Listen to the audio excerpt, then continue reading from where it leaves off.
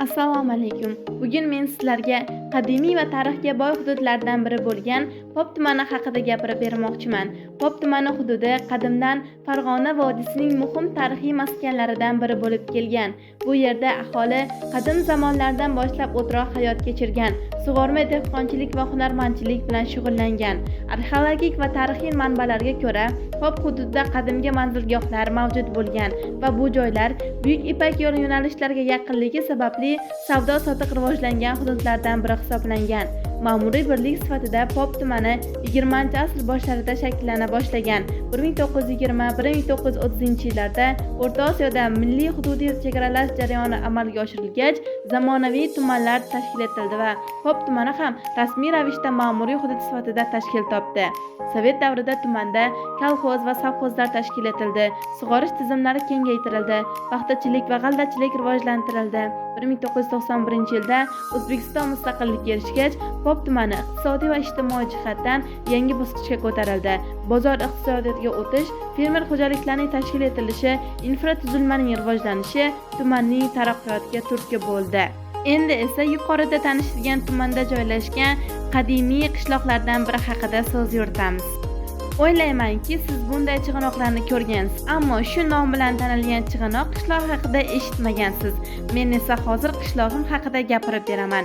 Ushbu qishloq o'zining tarixiy ildizlari, tabiiy joylashuvi hamda mehnatsevar aholisi bilan ajralib turadi. Qadim zamonlardan boshlab bu hududda aholi dehqonchilik va chorvachilik bilan shug'ullanib, o'ziga xos turmush tarzini shakllantirib kelgan.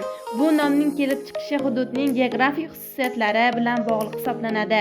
Chig'anoq so'zi qadimgi turkiy atamalardan kelib chiqqan bo'lib, botiq, egri yoki ichkariga kirib borgan yer shaklini anglatadi.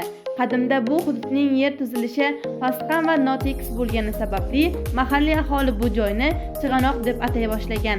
Keyinchalik ushbu nom shu hududda tashkil topgan qishloq nomi sifatida saqlanib qolgan va hozirgi kungacha ishlatilib kelmoqda. Bugungi kunda esa u Pop tumani tarkibida rivojlanib borayotgan qishloqlardan biri bo'lib, o'zining an'analari va qadriyatlarini saqlab kelmoqda.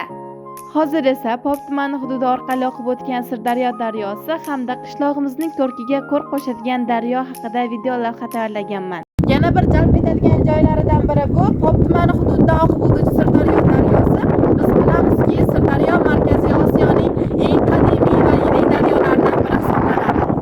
Pop tumani hududi orqali oqib o'tgan Sirdaryo suvlari tufayli bu yerdan qadimdan sug'orma dehqonchilik ishlari rivojlangan, aholi daryo bo'ylarida o'troq hayot kechira boshlashgan, qishloq xo'jaligi ekinlarini yetishtirish imkoniyati paydo bo'lgan.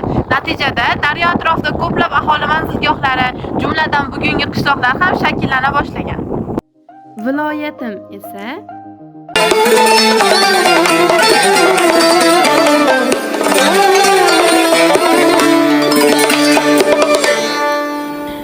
mani borar joyim ushal namangan, mani borar joyim ushal namangan.